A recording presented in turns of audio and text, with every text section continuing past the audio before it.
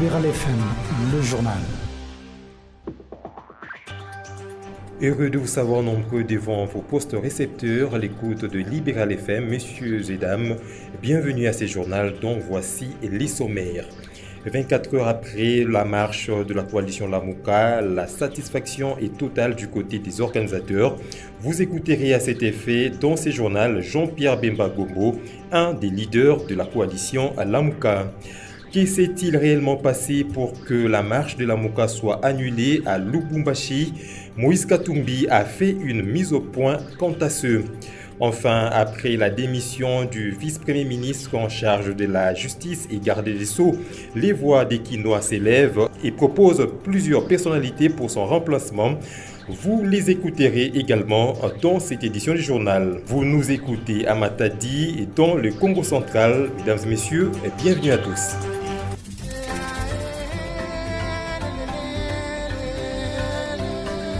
Libéral FM, le son du Congo profond. Débutons ce journal avec la note de satisfaction enregistrée du côté de la coalition Lamuka, 24 heures après cette journée très mouvementée et symbole de la prise de conscience de tout un peuple. Les détails dans ces reportages de Yannick Mbouyamba. Une marée humaine sur le boulevard Lumumba qui traduit une démonstration de force de la population, défiant la décision de l'entérinement de Ronsard Malonda à la tête de la Commission électorale nationale indépendante. Nous ne voulons pas centralistes. Nous voulons une série crédible pour qu'en 2023, qu'on ait une élection qui sera dans le bénéfice. L'endroit grouille du monde. Impossible de s'effrayer un passage. Les partisans de la plateforme Lamuka signée persistent. Pas des dirigeants de la CENI qui flirtent avec le FCC. Nous demandons à la présidente de l'Assemblée nationale de rejeter l'entérinement de Ronsard Malonda comme le président de la CENI. Notre marche d'aujourd'hui, c'est une marche pacifique. Nous ne voulons pas que casser ou soit détruire les biens de la population. Depuis quelques jours à Kinshasa et partout ailleurs sur toute l'étendue du territoire national, les protestations se multiplient contre cette décision de la Chambre basse du Parlement. Aux côtés des manifestants dans la foule, Jean-Pierre Bemba galvanise le public. L'ancien vice-président et sénateur se joint à l'appel. Pas de nomination cavalière au sein de la CENI. Il faut à tout prix un consensus. Elle visait principalement à dire non à la désignation, je dirais, frauduleuse, non consensuelle, non transparente des animateurs de la CENI. Simplement respecter ce que la loi exige au niveau de la CENI, c'est-à-dire un consensus au niveau de la société civile, consensus qui n'a jamais été obtenu. Manifestation qui s'est terminée dans les qui-vives. La police a usé des gaz lacrymogènes et balles en caoutchouc pour disperser la foule. Dans le Haut-Katanga, par contre, après l'annulation de la manifestation, Moïse Katumbi Chapwe, un des leaders de la coalition Lamuka et président de l'Ensemble pour la République, a fait une mise au point en fin de journée de lundi. Et selon lui, ces reports est intervenu pour déjouer un plan des massacres des populations civiles qui serait mis en place par ses détracteurs. Toujours dans ces chapitres de la marche de Lamuka, Prince Epenge, communicateur de cette plateforme, nous dit sa satisfaction à travers cet élément que je vous propose de suivre. Lamuka ali peuple te, Prince Epenge ali molobeli ya peuple a le bango okitana nzela. Mais ambala o ekozala lokola mambale lekate. Mbala oyo alinde pona koloba ete mariage FCC cache sengeli ekufa. Toko senga na ndeko na biso Félix a trahir moninga na ye Kabila. Mboke kufi mama, pauvreté komi makasi. Espoir ya suscité. Mboke kabwana, likolo ya alliance FCC cache. Yango toye pona koloba toko toka diriger ba réforme. Ba réforme esa la malolenge tata mokonzi ko Congo matefa lobaka yango ça fait déjà une année. To réformer ba institution nyoso. To benga na Kabila pote soki Kabila koyi Malonda pa kokoya. Soki Kabila koyi Minako pa kokoya. Soki Kabila koyi Jani Mabunda pa kokoya. Donc to déraciner le régime à Kabila. Toko bunda bitumba o timo ko tata mokonzi ko akoya to kolonga yango.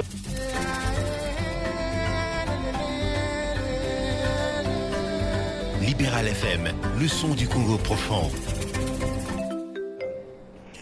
Parlons justice à présent pour vous informer, mesdames et messieurs, que le procès verbal actant la démission du président de la Cour constitutionnelle et du Conseil supérieur de la magistrature, Benoît Luamba Bindu, a été transmise le lundi 13 juillet 2020 au chef de l'État Félix-Antoine Tshisekedi. Et selon le professeur Désiré Cachemire Kolongele, directeur de cabinet du président de la République, ce dernier a remercié les présidents démissionnaires pour ses services rendus à la justice de la République démocratique du Congo. 3 corps sans vie retrouvés dans la rivière Lubumbashi, dans la ville qui porte le même nom. La réaction du gouvernement de Jacques Kiaboula Katoué ne s'est pas fait attendre. Il déplore ces tristes événements et annonce que le parquet général près la cour d'appel du Haut-Katanga a ouvert les enquêtes pour faire la lumière sur cette situation. Écoutez à cet effet M. Ars Kayumba, porte-parole du gouvernement provincial du Haut-Katanga. Haut-Katangaises, Haut-Katangais, mesdames et messieurs, le gouvernement provincial du Haut-Katanga porte à la connaissance de la population que dans la soirée du dimanche 12 juillet 2020, un corps sans vie a été retrouvé dans la rivière Lubumbashi à la hauteur du pont Chondo. Ce matin de lundi 13 juillet 2020, 2 autres corps sans vie ont été retrouvés dans la même rivière. C'est une situation insupportable et inadmissible que le gouvernement provincial ne peut cautionner. Notre ville ne peut en aucun cas devenir le champ de bataille. Le gouvernement provincial présente ses condoléances les plus attristées aux familles éprouvées. Le parquet général près la cour d'appel du Haut-Katanga a ouvert des enquêtes pour élucider les circonstances de ces différentes morts et en établir les responsabilités afin de mettre hors d'état de nuire les inciviques qui auraient commis ces forfaits. Le gouvernement provincial du Haut-Katanga appelle la population au calme et à la sérénité afin de garantir la paix et la cohésion dans notre province.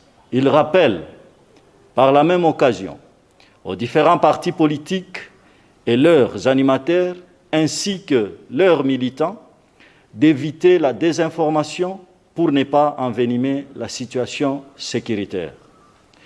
Aucun règlement de comptes ne sera toléré et leurs auteurs seront poursuivis par les instances compétentes.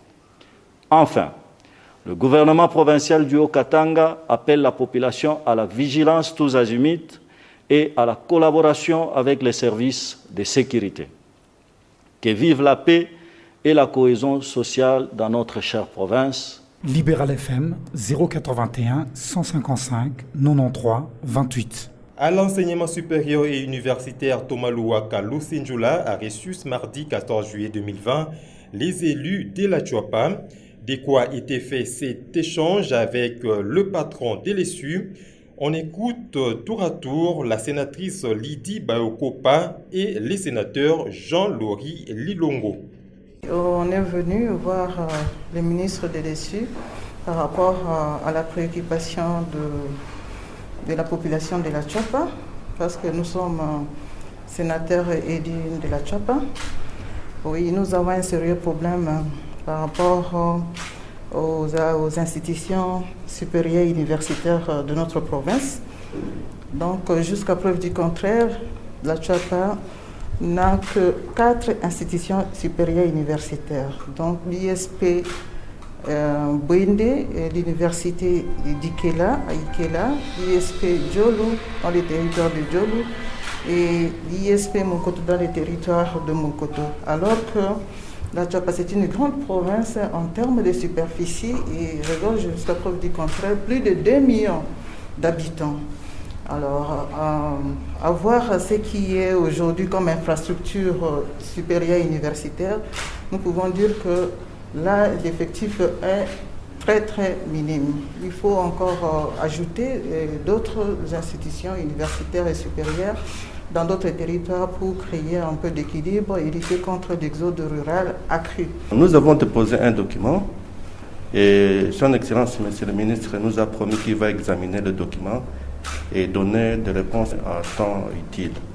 Non, les instituts supérieurs et universitaires sont opérationnels, mais il n'y a pas un appui conséquent. Les infrastructures sont en très mauvais état et nous avons demandé à son Excellence, Monsieur le ministre, d'examiner aussi cet aspect. Et parlons économie à présent, dépréciation du franc congolais face au dollar américain. Comment les Congolais ressentent-ils ces chocs économiques? Yannick Mbouyamba pour ses reportages. Sur le marché de change, le franc congolais poursuit malheureusement sa chute aux enfers, aux allures inquiétantes. Situation provoquant des conséquences dévastatrices auprès des opérateurs de monnaie dans les bureaux d'échange, mais aussi dans les différents ménages de la capitale, tels que le mentionnent ces deux tenanciers de bureaux d'échange, que nous avons interrogés dans la commune de Bandalungwa, non loin du rond-point Moulard. Je prends l'exemple de ma mère, elle touche normalement $100. À l'époque où le taux de change était à 92 000 francs, elle touchait $100 équivalait à 92 000 francs. Mais aujourd'hui, elle ne touche plus $100. Elle touche moins de $100, au moins $70. Donc déjà, quand elle se rend au marché, par rapport à ces taux-là, donc ça ne lui permet plus de s'approvisionner normalement. Si par exemple, vous avez un fonds de $1000, par exemple, et qu'on vous donne de l'argent, avec un fonds de $1000, on vous donne de l'argent par rapport à un taux donné. Mais 2 heures, 3 heures, 4 heures du temps, vous êtes obligé d'augmenter d'anticiper, donc d'augmenter les taux. Donc vous allez vous rendre compte qu'après, vous n'aurez plus $1000. Peut-être vous allez vous retrouver avec $990. Donc vous avez perdu $10. 20 000, 19 500, 19 700, 19 800 ainsi que 19 900 pour les $10 américains. Une spéculation qui prend de plus en plus une forme endémique sur le marché d'échange, justifiée par plusieurs raisons. Et puis, rien n'a l'air d'aller au sein de la coalition FCC Cash. Comment éviter à la nation tout entière des conséquences politiques incalculables? Écoutez le ministre honoraire du développement rural, Justin Bitakwira, qui propose sa recette. À ce que chacun mette de l'eau dans son bain, de penser à l'essentiel, c'est-à-dire la réussite de notre mandat et répondre aux préoccupations essentielles de notre peuple. Pour y arriver, il faudrait nécessairement 1. La mise sur pied à très haut niveau d'une commission paritaire chargée de débattre sur toutes les questions importantes de la nation afin de dégager un point commun essentiel. 2. Mettre hors d'état de nuit tous les extrémistes de deux camps qui sont bien identifiés de l'opinion nationale. 3. Comprendre que le sort du FCC est cash et lié, que l'adversaire, c'est l'opposition institutionnelle. Va-t-on aller vers la troisième voie? 4. Aux deux autorités morales, des deux familles politiques, d'impulser, s'il vous plaît, chacun dans son camp, des comportements constructifs et non conflictuels afin qu'aucune fois l'extrémisme prime sur la sagesse et la conciliation, car la survie de notre fragile mariage en dépend.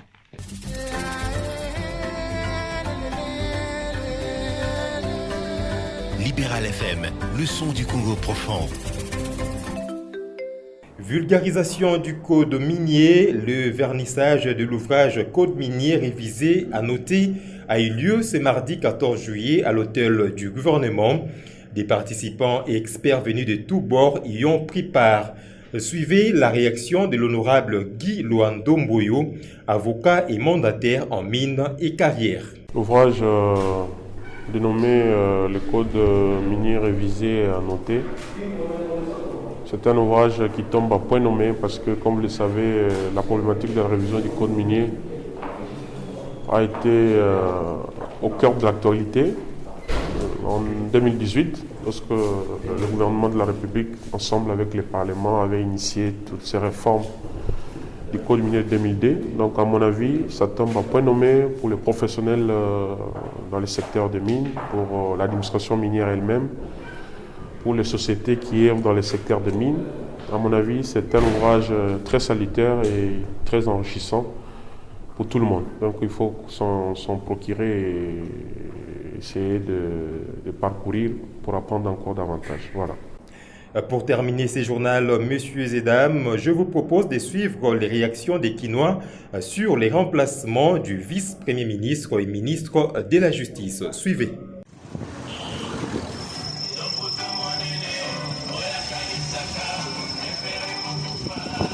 Dans les rues de Kinshasa, les opinions convergent presque tous dans la même direction.